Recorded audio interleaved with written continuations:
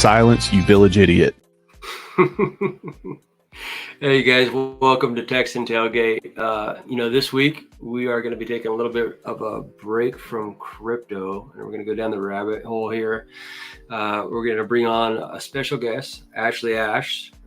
She's kind of gone down that path of enlightenment, if you will, into the cosmic realms of high frequency vibrations and what have you. I also have Erwin facing reality here, and he also is someone who I believe is definitely in sync with things that are beyond what we see within the matrix. So I'm going to bring them on. We're going to go down this path. We're going to just kind of share and have some fun with it.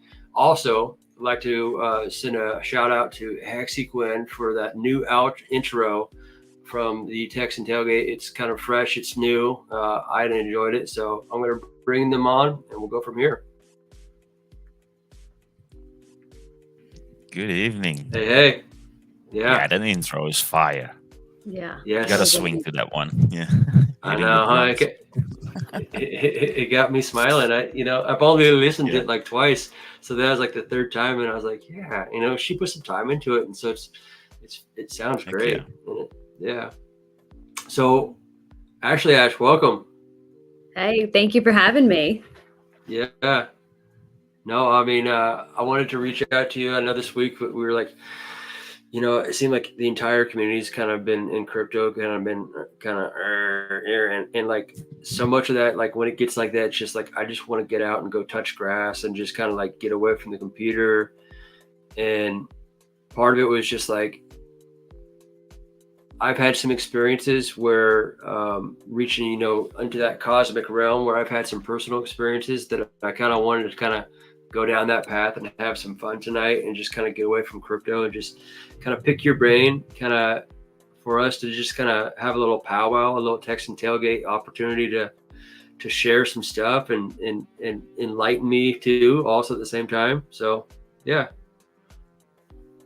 Awesome. I am looking forward to it because, man, like it's a topic that a lot more people are talking about. Like, I've been into this my whole life, but it's so interesting to see the change in people, like where it went from like, oh, you're insane. This is fringe stuff. What are you talking about? You psycho, you believe in aliens. And now all of a sudden everybody's talking about it. It's the thing to talk about. So it's like, you know what? We're all already into it. So we're like, okay, sure. Let's put ourselves out there and share what we know and join in, now that people are more open. I mean, we were, again, already putting ourselves out there with this, I feel like, but it's an interesting time to have this hobby or interest, whatever you want to call it. Oh yeah. I think we had done a stream before about it. No, on your stream, I think I was on there. On my stream? Yeah. Really? I don't remember. I don't know. Yeah, I think it was also aliens and probably level Earth, and I can't recall what. It's been a while. Yeah, it's been a while. I'm having trouble remembering what I've done, what I've streamed about. I think it's been over a year for me, so that's why I'm so excited to be back here with you guys. Yeah. Well, this particular topic, you have spoken on this quite a bit. I mean, you kind of go down this, realm quite a bit. I personally had this. Like I think I was telling you, Erwin, a little bit about my experience. I'm out here in Oregon. I think I don't want to like dox you, but I know you're on the East Coast, right, Ash? Yeah, I'm in the New York City area. I have no problem saying that. Okay, yeah, so you got like the Hudson Valley. I'm out in Oregon, and there's been a lot of sightings out here and what have you. I was in a situation where it was like 2019. And I was asked to go to like an obscure part of Oregon for work for like an entire week. And I remember it was a situation where it was like I was asked to just go there for like Monday through Friday, and it was Friday. So it was my last day driving like 2.5 hours to like this remote area. And I had to leave like at 3 a.m. And I remember I'm driving along through these country roads. And I thought I've seen stuff before, but nothing like this. And for the longest time, I did not share it with anyone because it was just really unique and weird. but it was like what they call like a cigar shape, Mhm. like the size of a football field.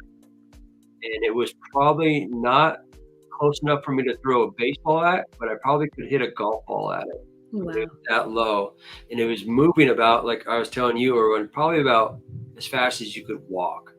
It was moving very slow right above me, and I was just sitting on the hood of my car, and it was this deep telekinesis where it's like they knew I was there, and I knew they were there.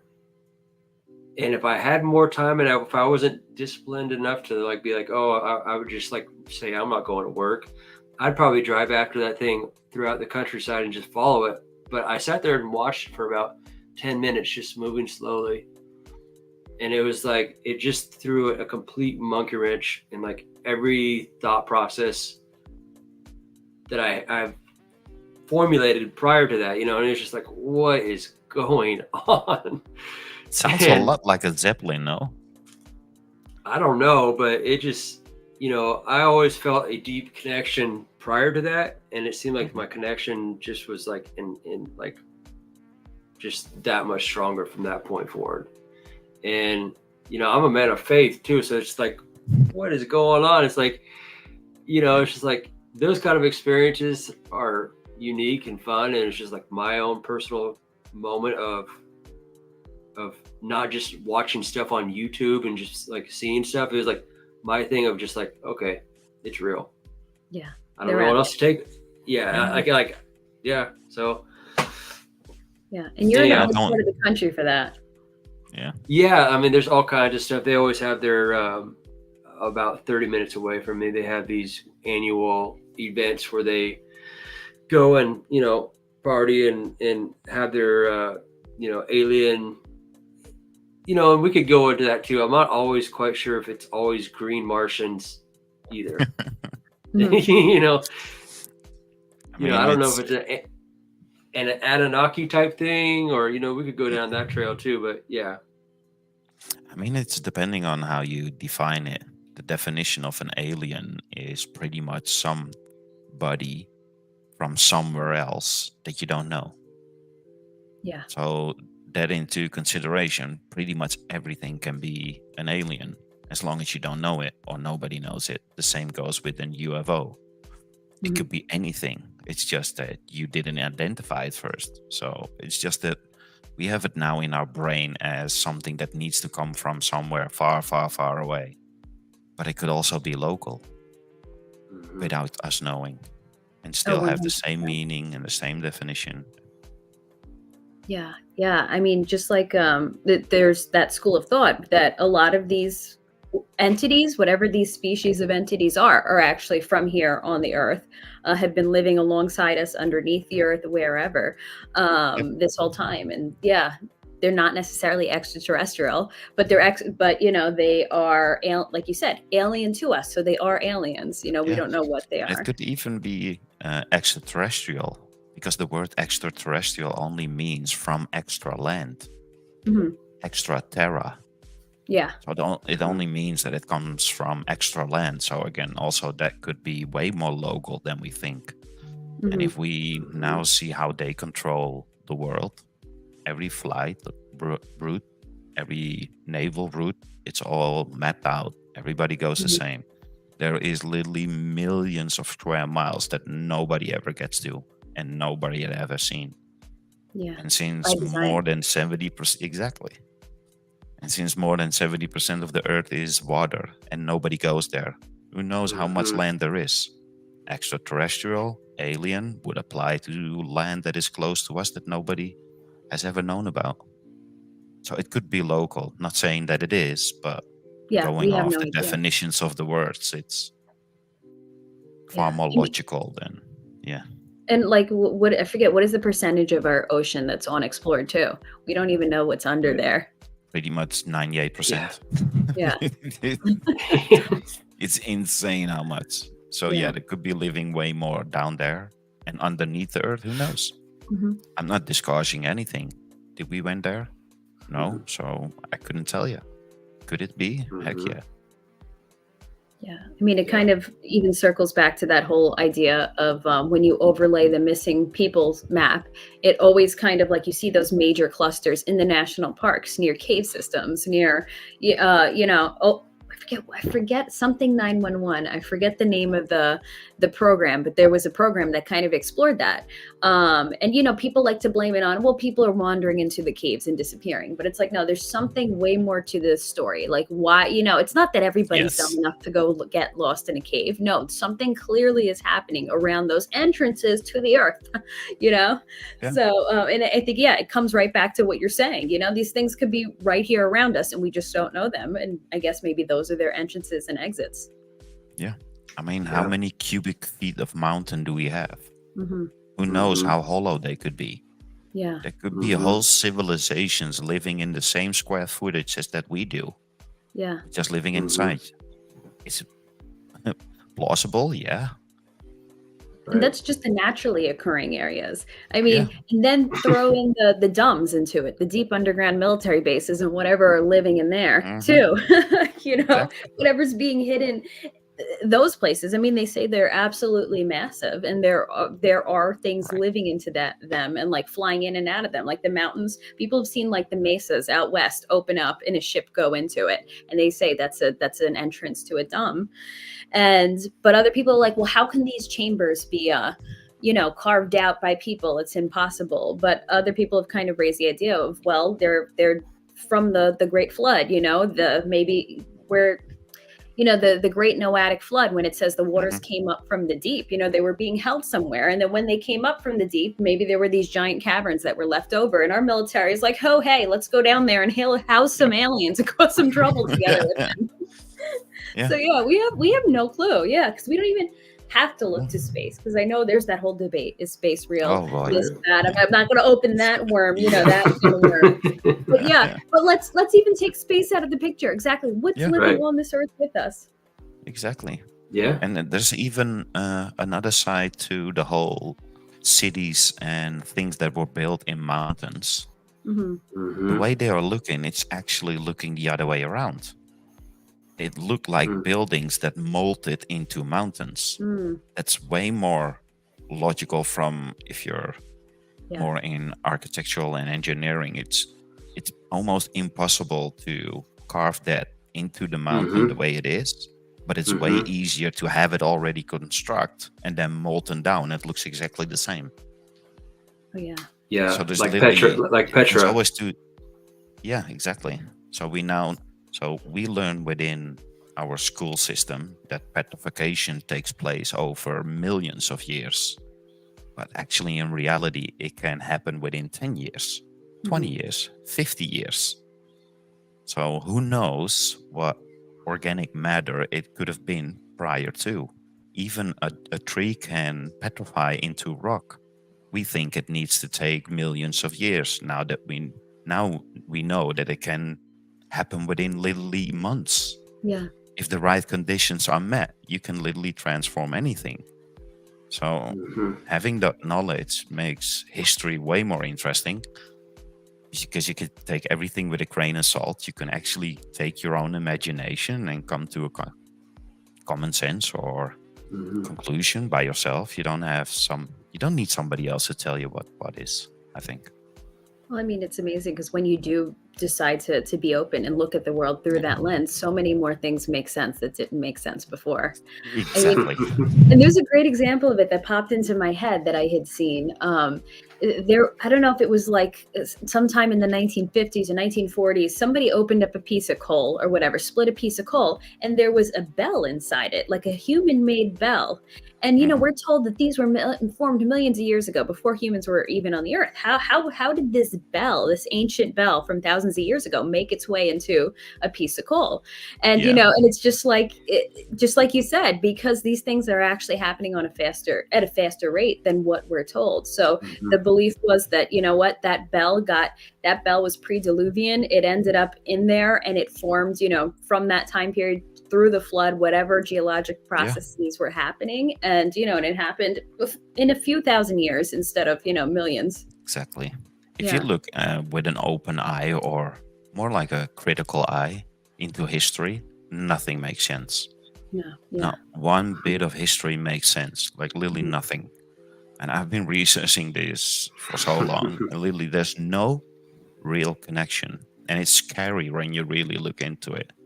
Like Yeah. prominent figures that are in our history books, it's in our curriculum, and there's no paper trail of their ever existing. Mhm. It's scary. And then when you look at all these giant metallithic structures that they built before power tools, before measurement, before literally everything known to men that makes our life easy and actually usable, they didn't have. But they were capable to build structures that we could not build today. And people will tell, yeah, those cathedrals, we could build them today. No, we cannot. Trust me. I Can't have even seen build a laser. house in a normal Exactly. amount of time. So Sorry. if you look in modern construction, they have the lasers, they literally have everything, and every wall is crooked. Mhm. Every new built house, every wall is crooked.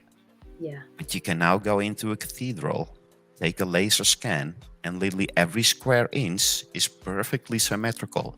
Left to right, front to back. It's literally perfect symmetrical. The only way we could achieve it is with lasers, robots, CNC milling, 3D printing. This is literally the only way we could achieve it. But they want to make you believe that somebody made that in 20 years, an architect that was 20 years old. Really? A 20 years old architect built that structure in 20 years, but supposedly died a year before it could end. So Yeah. he didn't even see the dude. It's when you Yeah. really look into history, it's laughable Yeah. Oh, yeah. because it was all built in an era where we were supposedly living in the streets, shitting in the streets, didn't have any plumbing, nothing, but Yeah. we were capable of building that. Supposedly, Mhm. Yeah, I mean, right? if you believe that, then I can understand why people believe in Dora the Explorer, Superman, Power Woman. It makes perfect sense. Yeah. If you can actually believe that that is possible, then yeah, they can make you believe anything. Oh yeah. I mean, just look at what we're fed about ancient Greece. I mean, not ancient Greece, ancient Egypt, and the pyramids and Yeah. how everything was built. Like they say that Egyptians only had a. Forgive me, I'm getting some of this stuff messed up, but I think you guys will get No, my it's gist. fine. Like the tools that Egyptians had at that point were not strong enough to be able to cut into that type of stone. So like there's a total disconnect in what they're telling us. So, like, yeah, there's no way these copper tools ever had that ability. They were not hard enough to cut into that type of stone. But yet somehow all that stone is so perfectly cut. You know, forget the size and the dimensions and how did they get it, but even how did they get Yeah. these cuts? And it's interesting because there's that school of thought that the Egyptians just found it and moved into it and claimed it as their own. Because you can even see some of the carvings in this stone. There's beautiful carvings that look like they're laser etched in this stone. And then you see the crude stuff that the Egyptians somehow managed to hammer in there. And it looks completely crude and primitive, you know. But supposedly they knew how to do all that, but yet they couldn't figure out how to etch a few more things into it, you know, or just Yeah. like where they can they figured out how to cut the stone out of the ground, but yet they couldn't figure out how to etch into it. Like there's just such a major disconnect. And actually, if you guys are Correct. familiar with megalithic marvels, they do some really interesting deep dives into it. And you actually have a tour of Egypt where they're like, okay, we're going to take you touring, but we're going to tell you the real history of Egypt. And I'm like, that's Yeah, a lot. exactly. Fun. I mean, everybody can look up the photos of all the hieroglyphs that you see in Egypt and throughout this whole world. By the way, Egypt is not exclusive in this. This is literally a worldwide event. You also see that the architectural worldwide is pretty much the same with little nuances. So people don't even know that America 150 years ago looked identical to Rome, Europe, and every other country. It's all just really well hidden. Mhm. And within the hieroglyphs in Egypt, they will depict a wheel, a bicycle, a helicopter, an airplane, speedboat, watches, phones, computers. Everything is on the hieroglyphs that's supposedly thousands years old. So, and then they will tell you in the history books, no, they were forward thinking. If you ask somebody now randomly on the street that has never seen a horse to draw a horse. How can you draw something that specific with so much detail if you have never seen it before? Mhm. Makes no sense. Yeah. And if they were that forward thinking, then they could have just invented the stuff. How come we're not seeing them making a model of a helicopter?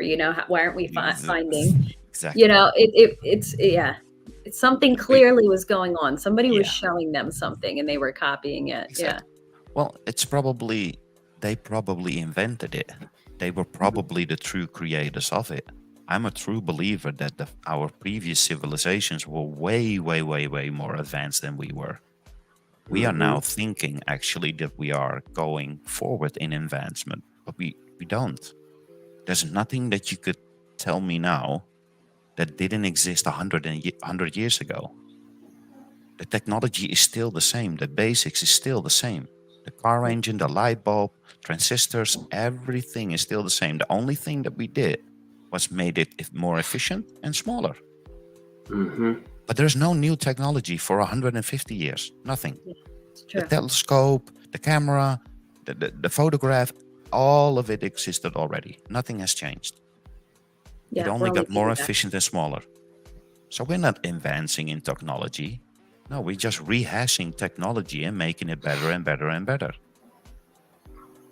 Yeah, that's interesting. I never thought about that. But yeah, it's true. It's just There's the school of thought that the pyramid was like basically like a big power like generator. Yeah. That was like its original use. And like there's this one guy I was listening to and he said, well, it's funny, like there's this compartment down at the bottom where it's like the Ark of the Covenant would be like the perfect size for it. And they're like, we kind of think the Ark of the Covenant was like almost like the battery in which that was inside the pyramid that they had like if you think about like too, they never found ashes or anything like that inside the pyramid that would indicate like how else would you be able to carve things without electricity if you didn't have any fire or ash in there. Yeah. They had some type of light source to do all those carvings. They never found, I mean, it's like it would be so dark in there, like. Yeah. And I get they had torches, but it would make a lot more sense if they had some other power source. I mean, it's just like when you look at other old buildings or technology, like, they're like, oh no, all those weather vanes and metal things sticking up, that's just for looks. That's just aesthetics. Yeah. And a lot of people are like, I don't know, might be some Tesla energy harvesting happening on that. Exactly. I think I had seen this amazing one and it was like called like some sort of salt palace on one of the salt lakes. And like, it really looked set up to be harvesting some sort of electricity, but they're like, no, it was all aesthetics back in the day. And I'm like, okay, you're putting it over a salt lake, basically a giant battery. And you want to tell us that was for aesthetics, Yeah. So it's like, it's just constant. I mean, we see now information and everything is constantly hidden and buried. Even the stupidest stuff in the media, like look at what's going on with the royals. It might be something really stupid and they're just burying everything. So if they want to bury the stupid stuff, they're clearly going to hide the important stuff too from us, like our history. Yeah, and they usually forbid it or tell you that it is extremely dangerous. One of the most primarily is radioactivity. So we now associate everything that is radioactive as being bad for you, even though from all the radioactive materials that we have, only a few are actually bad for you. Majority of them are actually good or have really good benefits. The most benefits is an unlimited amount of energy. So when you look at the old fireplaces, you see the symbol, what we now use as radioactive, as hazardous. That is where that symbol came from. So back in the old days, in the previous civilization, we used radium as a heat source. That's where that symbol is coming from. So we made it radioactive. But if you look at the scientific meaning of radioactive, it only tells you that it's emitting energy. And this is what the Geiger counter reads. It's an emitting energy. But radiation in of itself is not bad for you. Mm. It's literally the source of life. The sun radiates energy that we live off. So if they want to make you believe that everything that is actually good for you or brings value, they write it out of history. They make it really hard. Oh, Uh-oh. Uh-oh. Facing reality is getting rugged. Oh no. Come back No, and 'cause I come love back where in. he's going with that. I love the Yeah. story about. I'll just pop in while we're waiting to see if he comes back. But yeah, those radium, the old fireplaces that he was talking about that have the signal for radioactive stuff. So like if you look, oh, you're back. Okay, so you go ahead. No idea what happened. No. Yeah. Yeah. It's a go ahead. Yeah. Pick up. Yeah. No, it's just Otherwise, picking up where you left talking off. But all. I'd like to Yeah, hear you yeah. continue, and then I'll jump in. Yeah, it's really interesting that it's same with mercury. So they now ban mercury, telling you that it's supposedly really bad for you, even though it's not. It's not harmful for you. You can literally drink it, like literally. That's the beauty of mercury, because But it don't they cannot use be a that? I'm sorry to interrupt, but don't they use no, that no. in Chinese medicine too? Like vortex Yes. mercury? Yeah. Yeah, because mercury, it's by nature, it's how do you call it? I forgot the word. So you can actually liquefy other metals, so as gold into mercury. That's what I use it primarily for. But if you have pure mercury and you would drink it, your body would not be able to absorb it. It's so dense. Mercury is so dense that nothing can actually penetrate it because everything else is less dense than the mercury. Sorry.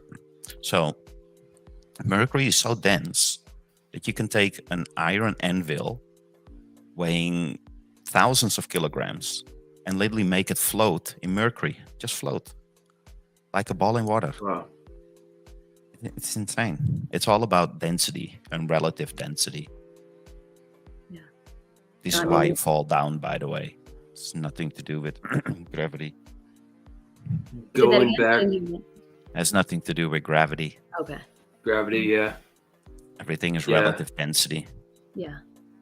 Going back to the radioactive topic, you know, I know that I won't get too much into my grandpa being still alive at 101, but when he left World War II, he went and he got like his nuclear power engineering and was, Yeah. you know, he was hands-on like in Nevada watching like some of the first, you know, bombs go off. And then he was like a nuclear power plant like inspector, right? So he spent a lot of times just around nuclear energy. And here he is in Oregon, 101.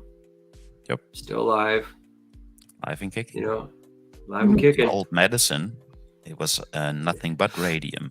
We literally made glass out of radium because it would sterilize everything that is in it. You can look it up, radium glass. It was yeah, people collect widely it. used. Yeah, it's green glass. And there are way more things that they hide from us, but yeah.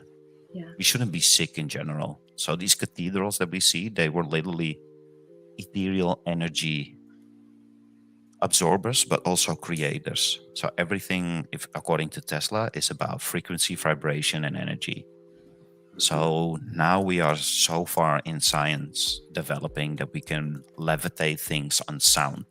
Mhm. Mm-hmm. Well, if sound is so powerful as they claim it is, okay, earthquakes, natural harmonics, you can literally bring down a building if you get into the natural harmonics of that building. Now think back on all these cathedrals that are all shaped perfectly symmetrical and have an organ in them. And then you play them by the right tunes and you can literally create everything over this realm. From cathedral to cathedral to cathedral. So if you would record the natural frequency within any cathedral, so creating a feedback loop where the microphone picks up the speaker and then create that loop that will turn into a really loud beep. Before that happens, it's because there's background sound that is picked up by the microphone, that is played to the speakers and then amplified. And though that feedback loop, it ends up in being a really high tone. But if you would display or replay that frequency that is created naturally within that structure, and you would do it and display it on cymatics, the cymatics pattern that you see within created from that frequency is identical to the shapes of all the windows. All the nice windows that you see with the intricate shapes, it will literally create that symbol in frequency. Oh yes, yeah, I've seen some of those demonstrations, It's and it's incredible amazing. because, again, like you said, people who are basically, the society were using the bathroom in the street, non-functional, that's what, and yet they knew what the frequencies look like, that they were able to design the windows looking like this. Like, something is not adding up. And it's Exactly. interesting because you're talking about harmonics and frequency and creation of things through that. Well, it's interesting that you say that, because doesn't it say that God spoke everything into existence? Exactly. Right? So Exactly. very So interesting. when you think about it, you already created everything within yourself before it existed. Mhm. So you are the creator of everything. Before you start speaking, you already created it. Before you start drawing a picture, you already created it in your mind. Mhm. You are literally the creator of everything. And this is where the power lies. And this is what they want to take away from you in the modern educational system. They want to make you believe you need to be twerking. You got to make you believe that you could identify it as a typewriter. They want to make it's insane where this is all going. It's not even funny. Yeah. I mean, yeah, no, I spent time in that world teaching. Yeah. And the thought of staying in that the rest of my career, I mean, Oh my is a God. nightmare. You're like I'm not going to destroy children's minds for the rest of my life. I have to stand in front of God on Judgment Day. I'm Christian. That's what I believe. So I'm not going to be a tool for a destructive government that just seeks to destroy lives and minds and just crush people's spirit. So, but yeah, it was a complete mess when I left, and it's amazing. That was 2019. So it's amazing. In 5 years, that things have gotten so much worse. But yeah, it completely is like, Quick. don't think like this. Don't use your creativity. Think like this. Do not think for yourself. You see a constant training where you can't think for yourself. Listen to the experts. Experts are morons too, besides being puppets. But it's all right. I won't go off that tangent. Oh no, Right? But yeah, please do. Because literally people need to know, because people don't realize that they give up their kids to somebody that they believe they can trust to upbring them to normal values and standards, and then create a world where your life is so busy that you don't even have the time to monitor it. It's all by design. Yeah. The reason why women needed to work had nothing to do with taxes. Nothing. Had nothing to do with DGP or whatever nonsense that they want to make you believe. No, it has nothing to do with it. They needed the women to work so you wouldn't have time to raise your own kids. If you want to create a totalitarian control over a whole world, you got to have them young. And why do you want to have them young? Because the brain is developed in a certain way and in certain stages. So up till the year 7, everything that you learn there, you will never unlearn. Yeah. Because everything that you learn up until then is stored in a different part of the brain than everything else. It's also responsible for your feelings, your emotions, your perception, your anger, your fight and flight. Everything is stored within that first 7 years, because think about it. Without that information, you could literally not navigate your surroundings. It's so important to get all the information you need to be able to survive in this world. So what did they do? They want to make sure that mommy and daddy were working. Now you got to give up your kid to somebody else by the age of 4, and they will have 3 years or 4 years time to make your kid believe whatever they want. They can have 21 genders. They can identify as a typewriter. They can't be masculine. They can't be feminine. They need to be, and it's insane how deep this goes. And now we are living in a curriculum that was literally created after the Second World War by one author, almost worldwide. One author created the whole curriculum. Doesn't that sound sus?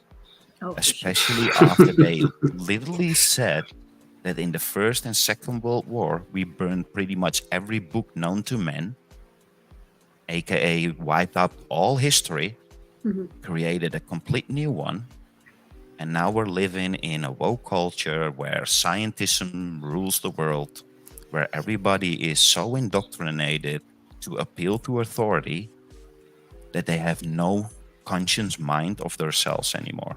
There's no logical thought anymore. There's no common sense anymore. They all took it away from you because they took you at a really young age where they learned you not to think, but to obey. Get a good grade, then you will get a sticker. You can go home to your mommy. Mommy will be proud. Mommy thinks she's doing the good thing. Child is thinking it's the good thing. And now it's literally living in a delusional world that only exists within their mind. And now they need to live in the real world where they're not accepted. Funny how that works. What do you think the puppeteer is behind that? Because do you think it's just people in general, or what's the power at be that construct, if you will, that's... I mean, in the end, it's all about control. So they don't have to do the things that we are all doing. So you get to a school, they make you believe that you're smart and that you actually bring value to the world because you had 6 or 8 years of education. And especially when you go into higher education, it's worse and worse. The higher the education goes, the worse it gets. Because the higher your education, the least likely you will be able to actually get a job. Because when they actually started this whole transformation, I was young. So when I was young, this whole higher education wasn't really a thing. If you were doing engineering, then you were one of the few. There was no physical jobs anymore. Everything was theoretical. The computer just came around. All these things started to pick up, and nobody was able to be a plumber, a carpenter, a baker. All these things were quickly, in the time that I was in school, dropped down like significantly, and everybody was only doing the things that doesn't actually bring value to the world. So we went from a world that had, let's say, 80% of people that brought value and 20% of the people that monitored the value that was created in the world. Now we're living in a world where 20% only create value, and we have 80% of jobs that only monetize the 20% that are actually working. Yeah, everything is on their backs. Yep. That makes sense. Skyscrapers full of offices, and they don't create anything. The only thing they do is monetize somebody else's creation. Yeah. It literally makes no sense. And it's interesting because you also mentioned the degrees, becoming more of a thing now. And I guess, what is it? The law of diminishing returns. Like, notice the people that you see with the most degrees are usually the least intelligent. Yes, there are some amazingly intelligent people with their PhD, but for the most part, I mean, that's like, people, like, here, let me put it this way.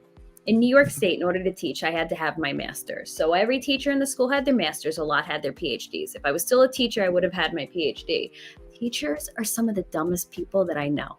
I'm just telling you, like, school full of complete idiots. And I was in a great district. And I'm like, these are the products of advanced degrees and everything. And then people I know who have their MD and PhD, I'm telling you, even less like logic and common sense that I've seen in them. So it's interesting. Do you know why that is? They're just sucking it out of your brain the more degrees you get. Yeah, exactly. Yeah. So the funny thing is, with the PhD, it's a self-perpetuating system. So the only way you can get from, let's say, your master's to your PhD is when you add something to science. Well, everything is already figured out. Everything was already figured out 150 years ago. So technically, no PhD should exist. Pure by definition. The only way a PhD can exist if he creates something out of thin air, and Then all the other PhDs are sitting at a table and say, yeah, that's plausible. You get your PhD. Yeah. So now we are living in evolutionary science where everybody can just make up whatever they want. As long as my buddies that keep the system up, we all get a big payday, agree with what I'm saying, then we need to accept it. Yeah. And now we're living in a world that has no true science anymore. Nobody doesn't even know natural science. They have never heard of the scientific method. Mhm. I went to many universities and they have no clue what the scientific method is. The fundamental basis of everything. This is dumbfounded. Yeah. It's insane how dumb these people are. It's no It's common insane. sense. It's Because to write these journal articles, it has to follow the scientific method, but I feel like they're writing without any understanding of what they're even doing. And it's weird because when you say that, everything's based on research that's pretty much already been done or discovered, it reminds me of for my undergrad, we had to do similar, research to a PhD and, write all that up. And I had a journal interested in the research that I did. And, everybody wanted a journal to pick up their research because that meant like a ticket to med school. I didn't give a shit. I'm like, somebody was interested and I'm like, cool, everybody wanted it and I didn't care. And then they wanted mine. So, which was funny because again, the person who didn't care, but I was so dumbfounded by it because I'm like, what does this even mean? I'm not going to give the specifics because I don't want to completely dox myself, but it was basically some dumb research on animal behavior, how fish and their hormones affected certain behavior. What does that even matter? What does that even add? And the journal was like, ooh. And I'm like, yeah, I just feel like it's a bunch of mental masturbation, is the best way to describe it. Because again, what does this affect? What is this relevant? I just did that to get my degree. I didn't care about it. I didn't even, so I can't understand it. But I guess it also further revealed to me that this is just dumb. Everybody just wants to sound smart and pass around this info. And my university wanted their name on it and everything. So it really just pulls back the curtain on things for me. And I'm sorry, I didn't mean that like in a way to like show off what I did, but it just seems so dumb to me. No, it's I'm fine. like, what does this even contribute to the world? Like this is not going to stop cancer, which by the way, I'm sure we already have a cure for. Yeah. Oh yeah. It's a question that I get a lot. Yeah, what kind of credentials do you have? Mm-hmm. Sure, I have credentials. I'm not going to tell it because it will dilute the whole conversation. And I'm actually against credentials. Because if you go through pure science, it doesn't adhere to scrutiny. Yeah. Science should always be scrutinized by definition. Yeah. So why would appeal to authority even be a thing? Mm-hmm. By definition, when somebody does a true scientific experiment where they, let's say, observed the natural phenomena and they created their own thesis and created their own dependent and independent variable, it could be you behind your kitchen desk. If you go through all the steps and you come to a conclusion, even if you prove your thesis or you create a null, by definition, you're a scientist. Yeah. Not because you wear glasses, not because you have a lab coat, not because somebody told you that you're supposedly smart. No. They literally diluted every definition, diluted every meaning of every word by design because they needed to be able to always move the goalpost. So as soon as science gets scrutinized, they can change the definition of the word and therefore move the goalpost. But it took them 20 years to get us to now, to dilute the meaning of words so much that by now you can literally not deny anything anymore because they can constantly move the goalpost.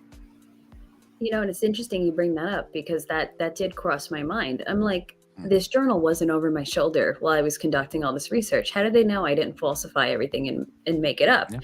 Somebody they don't know. They're just taking my word for it and they're taking my advisor's word for it. So I think that was also eye-opening to me. So I'm like, they call it peer reviewed, but I'm like, anybody could make anything up. Like didn't that thing that thing that went viral with that Indian journal with those AI images that were complete gobbledygook that made no sense. And yet the journal accepted it and said, okay, yep, here's a new thing. Clearly it wasn't even read. Yeah. So you really start to see where people are like, show your sources, show your research. It's all garbage anyway. So what does it even matter past the point? Yeah, Really the whole amazing. peer review system was created by or maintained by the people that could literally imagine their way to it, because this is what theoretical science is. You just make shit up. Yeah. And then these people sit all together and they are the ones judging new things coming in. So they're just holding each other's dick while everybody gets paid from your tax dollars, because they're supposedly the PhDs. It's so sad. It's really wild. And again, that people revere it so much. Like it's like just in society, when you interact with people, just what people value is odd. Like the whole conversation of like, hey, what do you do for a living? I absolutely hate that.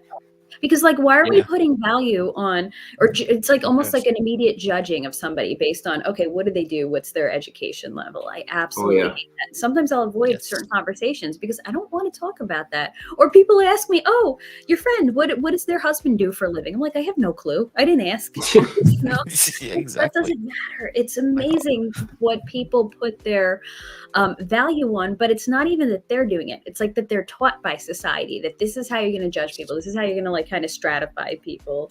And I guess that is what led us into like these past 4 years, the whole behavior of like who's an expert and who's an idiot, you know? Oh yeah. And that compared with the cancel culture. Oh gosh.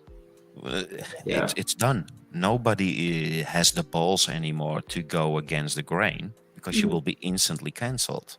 Yeah. And if you condition people to always have that dopamine hit of the feeling of belonging, this is what social media does. You can constantly get that dopamine hit of likes, replies, attention, all these things. Yeah, you literally create sheep they just walk around waiting for something to direct them. And there are maybe 100, let's say, herder dogs, and they are just controlling literally the whole world. Yeah. It's scary when you really look into it. And you talk about cancel culture. I didn't think I'd bring up crypto too much, but do you think Richard was a little ahead of the curve with the whole freedom of speech and freedom of movement, maybe? And like us kind of being in a situation where we don't care about you canceling us because you're not going to cancel my job because I'm in DeFi. And it has nothing to do with you being able to take away my source of energy or my source of income, if you will. I'm not going to go farther down that path, but you know, it's just kind of interesting how sometimes I think that guy's a little bit of a time traveler too. I have no clue, but anyways. He's forward thinking for sure. Yeah. I mean, I thought, it was brilliant. Just like, what the sacrifices were. I'm like, you know, this is in support of this and this is in support of that. I'm like, oh, smart guy. What a way to do it. No, so I'm definitely on that same page. It's planting the seeds. Same as Elon. I mean, we could agree or disagree with a lot of characters that, I mean, in the end, most of them are all directed. They all usually answer to a higher purpose or a higher whatever. So they are guided differently than we are usually. And this is what gives them that forward thinking capability, like really forward thinking. Otherwise, they would never be in the positions that they are. Steve Jobs would never got where he was if he wasn't that forward thinking and stuck to it and said to everybody, I think everybody needs this little square that can play music. I mean, everybody said he was a fool. Everybody said, and you see this in every level of society. All the big guys that usually were ostracized for something are usually pushed to greatness. But well, they're tapped into. Most of them, they didn't even finish high school. That's the funny part. No, but they have that higher frequency connection where they're tapped into that consciousness, like that beehive thought process of that other realm. and school education would actually hamper their movement. It's interesting because you kind of think with this frequency, could we eradicate all like cancer, like you were saying? Could we eradicate free energy because of a high vibrational frequency that is being hidden from us, and in a sense, and obviously they're hiding it for a good reason. It brings about a lot of money to the system. There's a lot of money in death in hospitals and petroleum cars and all these things and wars. Yeah. Well, I mean, we're basically the slave class to the powers that be. We might think we're free, but we're so of course, they don't care. They don't want to cure us. They want to just keep farming the money from us, farming whatever else they farm from us. So let's not even get into that rabbit hole. Our energies, whatever it may be. So yeah, that always is striking to me, that illusion of freedom. Like, we're free. We live in a free country. No, we're healthy. Slave class. We literally think that we are so advanced, that we are expanding our lives, that we are living so healthy. Yet we go to literally the ends of the earth, in the middle of the rainbow. These people are 100 years old. They look 60. Mm-hmm. They have no idea of all the illnesses that we know, like literally none. They don't even know what asthma is. They don't even know what epilepsy is. All these things do not exist for them. They only exist in the Western world. Mm-hmm. And the worst part is, it didn't exist in the Western world prior to the 50s. It all started after the 50s. And what was pushed the most after the 50s? Vaccinations. Mm-hmm. Polio, all that kind of stuff. Yeah. Mm-hmm. Mm-hmm. Interesting. And it's interesting when you look at the breakdown, the statistics, all that stuff was already on the decline thanks to modern sanitization and modern living. But they introduce it and they go, wow, look what we did. And I'm like, okay, and then bury all that stuff, but I know she's a controversial figure, but Candace Owens has done some amazing digging on those specific Controversial? statistics. She's a freaking legend. She's and I kind of have my biases toward her because she's a local girl, so she feels like, oh, okay, my local my local neighbor. But they are stirring the pot. What? Mm-hmm. They are she stirring stirs the pot. Yeah. The same with Elon and doing. Yeah. Might not agree with her on everything, but man, wow, that research she's done is incredible, because she's like found falsified statistics through her digging in there. Mm-hmm. So I'm glad somebody's doing that work. Yeah. It's amazing. The whole frequency thing is amazing. That's the reason why they got rid of all the bells in all the churches and all the cathedrals. All these bells were literally removed because they were giving out an healing frequency. History want to make you believe that they actually melted them down because they needed the raw materials to feed the war. That was not the reason. That was so many other things that could have melted down. Yeah. if you exactly. Mm-hmm. And if you look at really look into the statistics on how many actually were here, I was dumbfounded. When you think, maybe how many millions of bells do we have? It was hundreds of millions. It's insane how many bells we had. We could probably feed 16 world wars just by the materials of these bells. It's insane how plentiful they were. Every corner had one. Every street corner had a bell. Every church had a bell. Every cathedral had a bell. They were so plentiful. It's insane.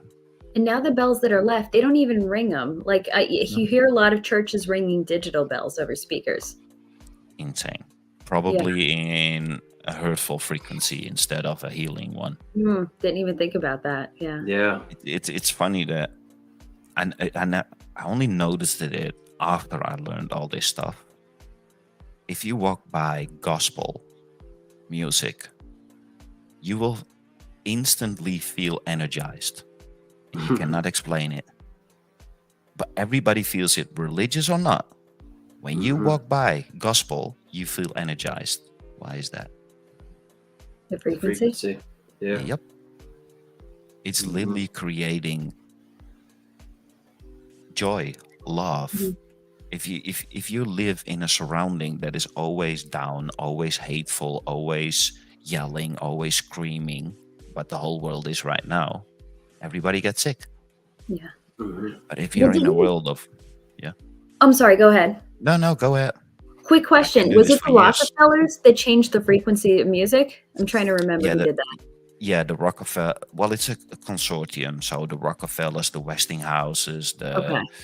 uh, the BlackRock, it's the whole consortium that changes from 132 to 444 to Okay.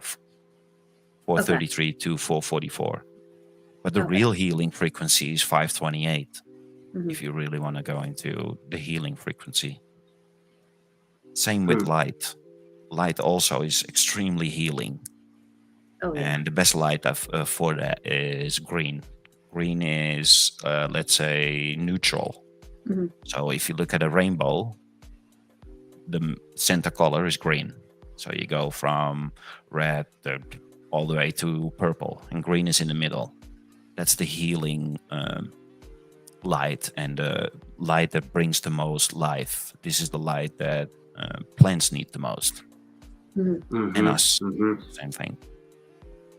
Yeah. Well, I mean, look at that push toward now in natural health, red light therapy too, and how Yep. and the Yeah. health benefits that come out of that. I mean, it's incredible. And even just Yep. being in the sun, they tell you to put on sunscreen and wear sunglasses and stay out of the sun for a reason, because it's incredibly healing and and Yeah. amazing. And so yeah, so I'm a big fan of. I'm very sun pilled of everybody going in the sun. Everybody, Yes. I'm sorry, everybody, stop wearing sunglasses, stop wearing sunscreen. And it's interesting. I noticed it in my dad. He used to wear sunglasses. And he's very fair skinned, and he would burn. And he stopped wearing sunglasses, and guess what? He doesn't burn anymore. So it's all Funny how that incredible. works. Yep. What? Funny how that That's works. interesting. Yeah, Yeah. it's incredible. I never liked sunglasses. I've always hated them, and I'm like, maybe there was a reason. Same. Maybe my body was like, you need to pull it in there. So I tell people Yeah. now. People say they burn. I'm like, stop wearing sunglasses. You will stop burning. That's You a mean they whole didn't other wear red. sunglasses for like 2,000, 3,000 years? Yeah, Yeah, exactly. Yeah. Not to mention. exactly.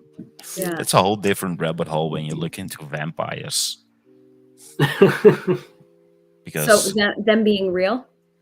what are we? So a vampire burns in the sun. What do we? Mhm. We burn in the sun. A Mm. vampire has canines. What do we have? Canines. Mhm. What is really good for us? Blood and meat.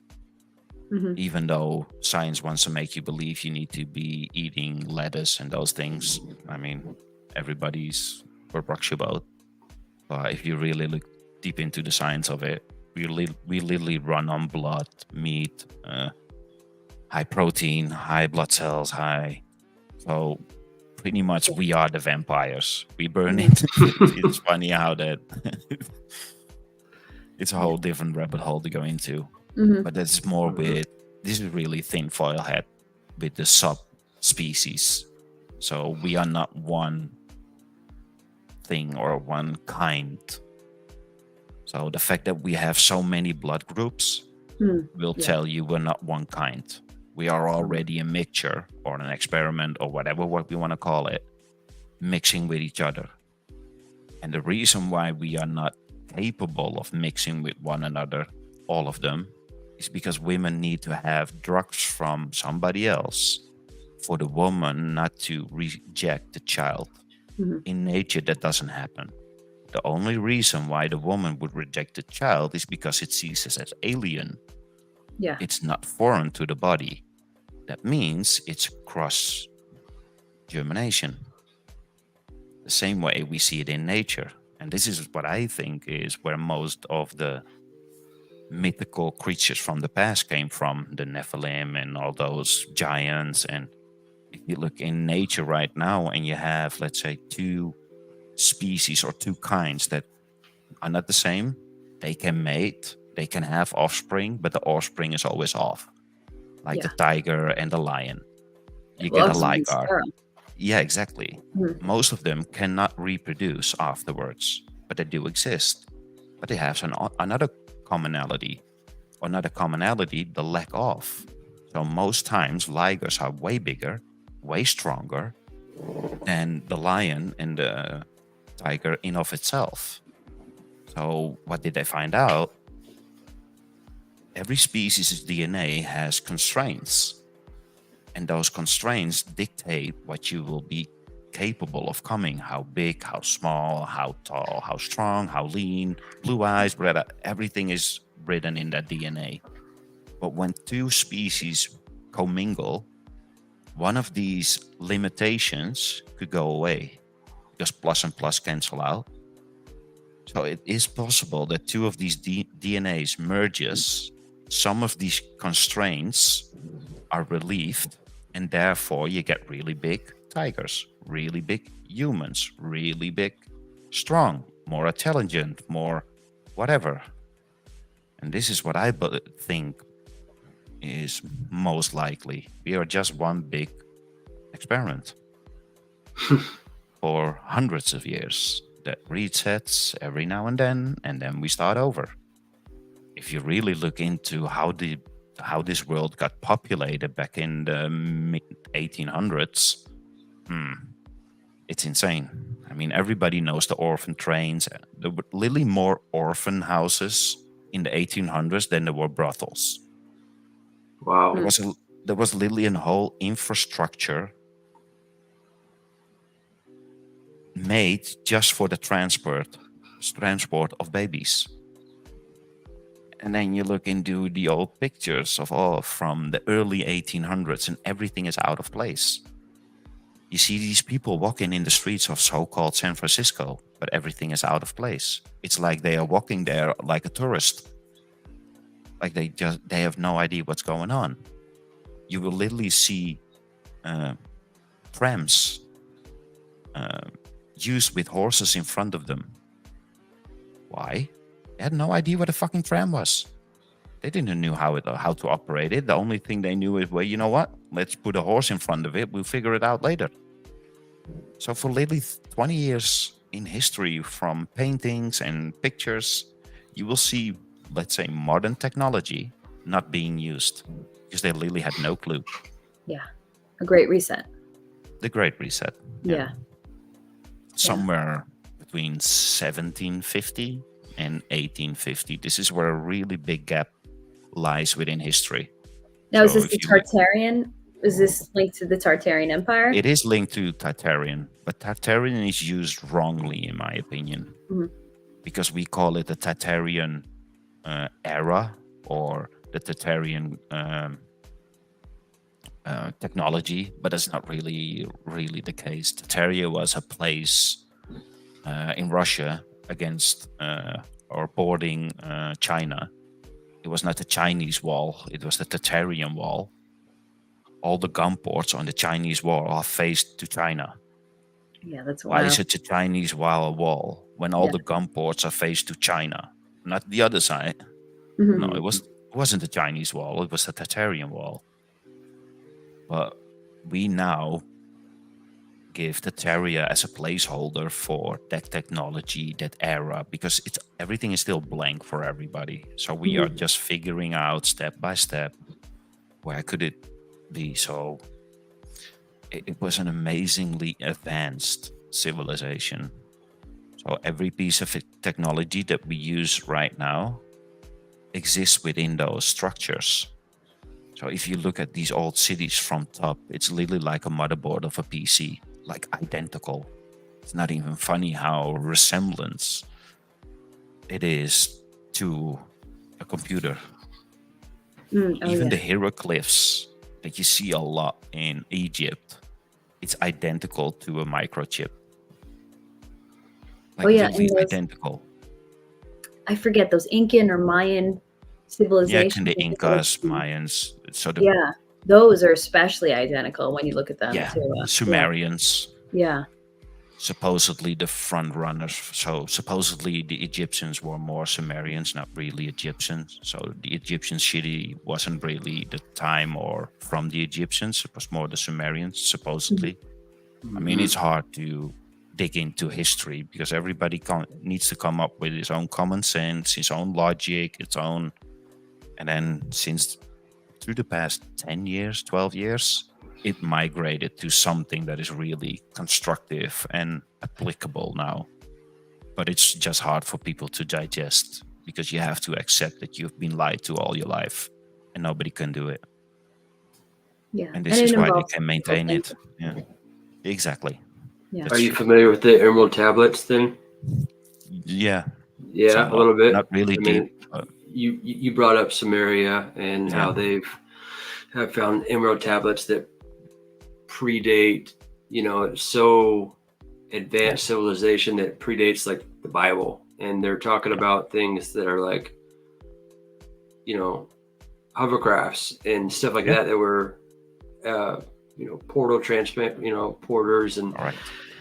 yeah, and it just kind of, I guess it just sheds light into so much of a civilization that was beyond what we are grasping at wanting to Yes. achieve, yet they had it 5,000 years ago. Yeah.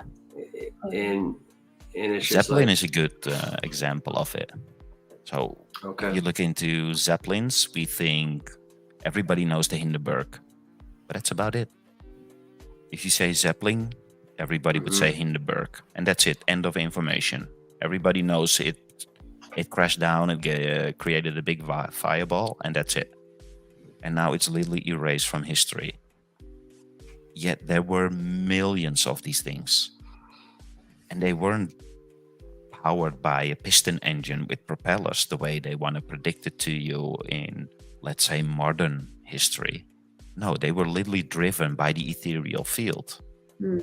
They could literally move faster than you could imagine without feeling anything. Mm.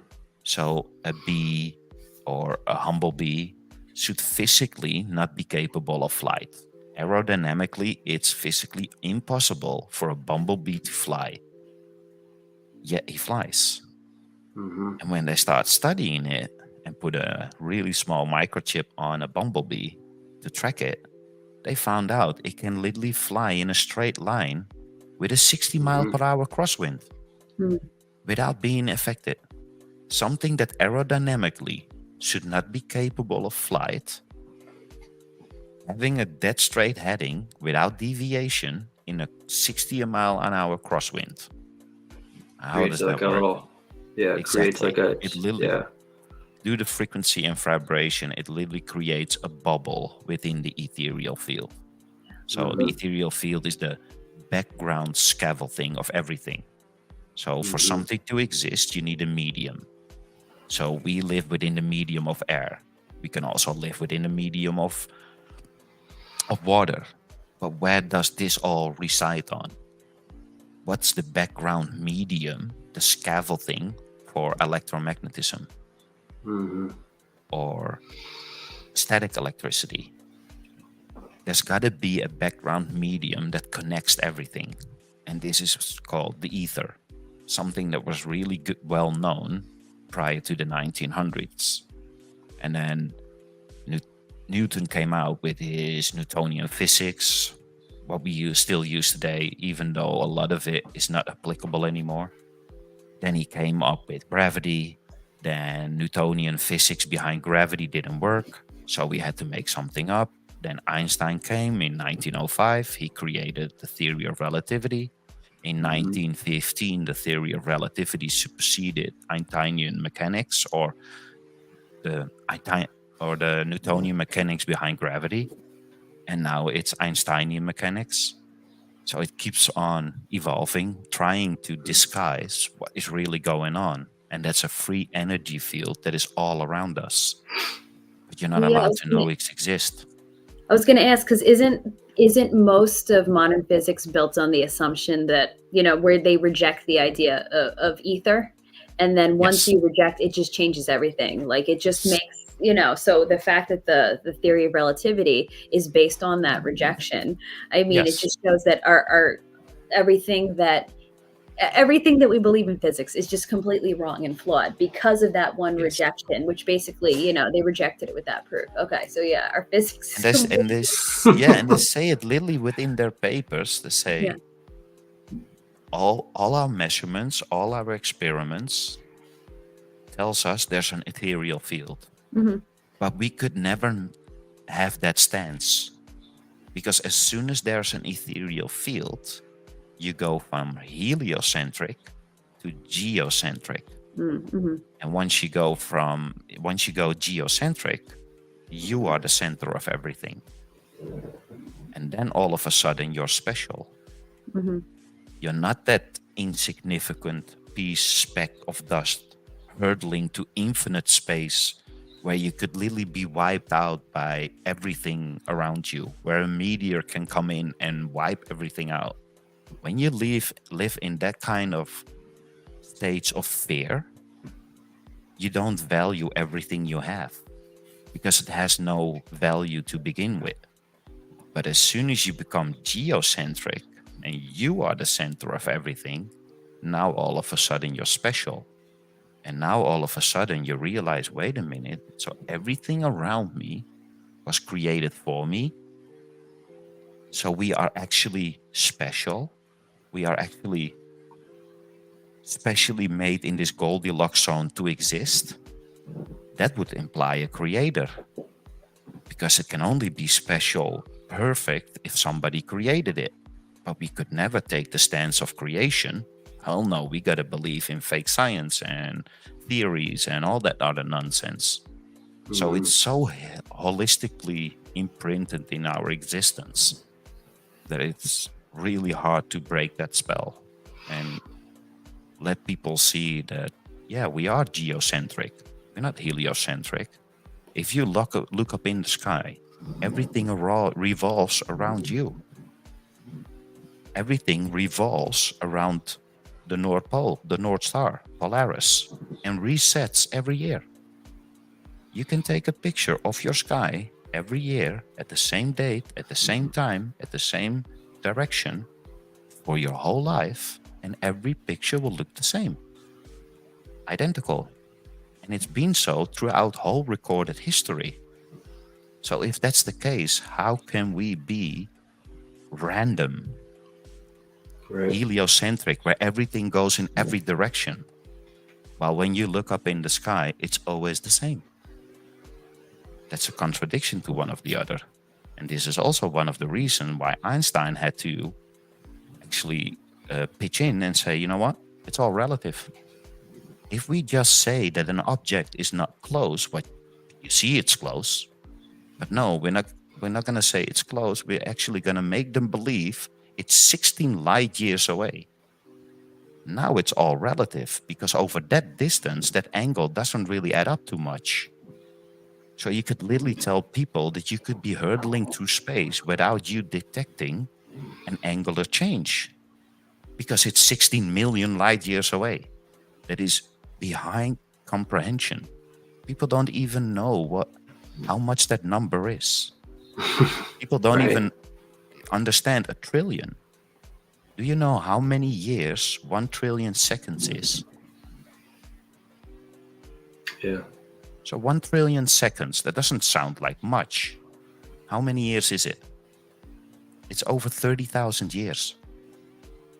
1 trillion seconds is over 30,000 years. But they want to make you believe it's hundreds of trillions of kilometers away. Okay, yeah, that sounds about right. No, not really. Well, that's why destroying the educational system is in their benefit. Exactly. Yeah. Yeah. We don't use natural law anymore. We don't use general physics anymore. It's insane if you really look even a into requirement in school anymore to learn physics. Physics is everybody can just feel. Yeah, it's all about feelings now. As long as I feel it, then everybody needs to feel it, and otherwise you'll be ostracized or. Oh, it's offensive. So sad. Physics is offensive now. Physics is offensive. Can you believe it? Crazy.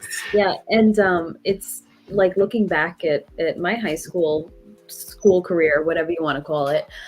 I had the option, I could take physics or I can opt out and take forensics. And cool, when you're a teenager, forensics, Forensics. files. Let me do that. And then I realized as an adult, oh my gosh, I missed out on so much not learning about physics, because then I went and learned physics on my own. And I'm like, Right. wow, it opens your mind better. so much. What? Yeah, it's even better to learn physics on your own, to be honest. Yeah. But you see how much can be hidden from you when you're not taught the physics, So I'm like, I see what you're doing here. The funny thing is, I did a lot of educations, and there were higher educations, but still, I never finished any of them. And that's funny. And I truly did a lot. So I jumped from one to the other. And the sole reason was, after the first year, I didn't have a feeling that I was learning anymore. It was just rehashing till you're done.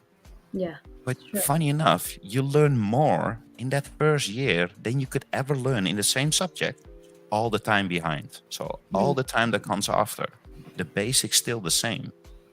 So if you would literally choose, let's say, 5 directions on physics or science or whatever you want to choose, and do just 1 year, and you do all of them, you will outperform 99% of the people. Because you now have a generalized idea of what is going on. Well, when you actually stay within the educational system, everything is compartmentalized. So now everybody is an expert on a word. That's how literally subdivided it is right now. A doctor isn't even a doctor anymore. You literally have a doctor is now split up in 1,000. And it's like, oh, no. You are specialized in clipping toenails. And now he's the only one that is allowed to clip toenails. It's insane and stupid when you really look into it and think about it logically. It really makes no sense. So are there, any resources that either one of you guys, before we kind of, wrap things up for the audience, like anything that you guys would kind of like point to as far as like, this is what I'm studying, or this is kind of what's helping me with a higher consciousness, or going down that rabbit hole of high frequency type, kind of like what you're speaking to. You're picking up things outside of the educational system. They're not going to teach you this kind of stuff inside the educational system for a good reason. But is there anything that you guys would kind of point to as like, this is a resource that's been helping me along this path? So who should start first? I don't want to. Go for it, Ash. Go first. I'm gonna think about it. Yeah. I mean, some of my stuff, like the way I view things, is kind of basic. So I have some specific and some general stuff, but really, like, my biggest thing is to not lose your natural curiosity. They're purposely trying to take that away from you so you don't learn and explore. And like, I went to great schools, but I feel like most of the stuff that I've learned and retained have been things that I've explored and wanted to learn on my own. So it's like, you know what? Don't say you can't teach yourself physics. Go find videos, go buy books, go do that all on your own, and, empower yourself to actually go and learn on your own. You don't have to leave it to the experts. You don't, there's too much of that. So one of my big things is just research, hear different sides of things, use every resource available to you. And also, let's get back to reading. Like, here's one of my next reads, the Gulf Breathe sightings. Like, and I know that's kind of been torn away from us, the love of reading, because the powers that be don't want you to read. So my big thing is, whatever it may be, whether it's reading a physical book, listening to audiobooks, even listening to podcasts, just get into that. Do research that way. If you're not used to it, start 15 minutes a day and just keep rolling with it. So I guess that's my biggest thing. Just keep exploring on your own and preserve your natural curiosity. And then if you want to talk about specifics, I'm a person of faith. I'm a Christian. So I love seeing how all this weird thing, how it relates to the Bible, and how, like, the Bible can explain a lot of that, especially if you look through the Genesis 6 lens. So my favorite podcast for that is a podcast called Blurry Creatures. They cover like every topic, and that's really kind of helped me kind of navigate that territory and help me reconcile the two. So those are my things. My nice. Genesis and the Book of Enoch. I was just gonna say, go Enoch. Yeah, go Enoch. Yeah, I would say everything that she said, and then I would like to add that there's a really big misconception in the world, and it's regarding math. So a lot of people will now say math is pretty much everything. As long as you can quantify it, it's all of a sudden real. And this is the biggest misconception that we have right now. A lot of people think that math is actually science, or math is physics, or math is it's the holy grail right now. But it's literally the opposite. So math is a description of, and that's it. Just like language, it's a description of. It's a universal language that we can all use to describe something. And that's it. It cannot prove anything. It cannot create anything. None of those things. Yet we use it as if it can. So I could literally make Superman work on paper in math, but we all know it doesn't exist, and it will never be possible. Yet math will tell you it is possible. Math works one way. So first you create, and then you describe. Before creation, math could not exist. You use the math to describe what you create. It's not possible to go the other way around. You cannot create math and then create something real based. You can create something real based off the math, but math didn't create it. You created it. And this is a big misconception. Science is science. Natural law is natural law. Math is just a description. The only thing math is the combination between language and calculus. That's it. It's just adding words to calculus. That's all math is. It's just basic calculus with added words. That's it. It gives you the ability to quantify words, quantify concepts, quantify things that we need to describe something. But it cannot and never will be something that can prove something. And as soon as you get that out of your head, you start thinking logically again, because this is the first thing that you will achieve. People will say, yeah, but my math tells me it's this. I can quantify what I believe because that's what I've been told. And then you will think, oh boy, I'm not smart enough to understand. But there is nothing to understand. It's just a way for them to sound and think smart, but they're actually not. They have zero common sense. They don't use natural science. They don't use natural law. None of it.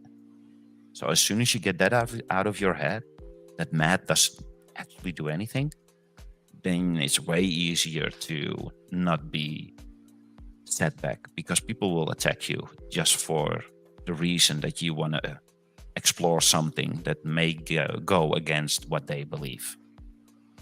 And they usually do it with math or social constructs or shaming or those kind of things. Statistics. Yep. Mm-hmm. Love it. Well, I appreciate you both coming on. You've been facing reality. You've been a great help as far as just like enlightening me on a lot of things within the crypto realm, within the sphere of frequency, and our conversations have been in depth. And Ash, you know, I've enjoyed your rabbit holes that you've gone down on your stream, and you know, and you got your loyals that come in there. And like I said, I'm a fly on the wall, and I listen to your conversations, and it definitely opens up, you know, those craniums within your brain to start thinking for yourself and to just be enlightened within that. So thank you again. And thank you everyone for, I didn't really acknowledge that many people on stream, but thank you all for coming out. I hope you guys learned something. We kind of wanted to take a break from crypto and just kind of go down that high level conversation of frequency, and just it's something that we should probably come round about, you know, as even within the bull market, just to kind of take a break and enjoy each other and kind of go down that path of enlightenment that we don't get that often. And you know, unless you're always surrounded, we just don't. And it's important. So thank you. Thank you. Yeah. And thank Yeah. you for joining us. It was amazing. We should do it more often. Yeah, had a good should. time. Thank you for the Yeah. invite. It was great chatting with you guys. All right, you guys, take And care. one more thing. I'm just Yeah. a village idiot, so don't listen to me. I barely graduated high school, so take it with a grain of salt. Love it. All right, you guys, take care. Thank you, everyone. Hey, guys, thanks for coming on. I hope you guys have a great week. TEXAN Tailgate, we'll be back next week. We'll probably talk crypto, but this week we're going down the rabbit hole. We had a good time. All right, you guys, take care.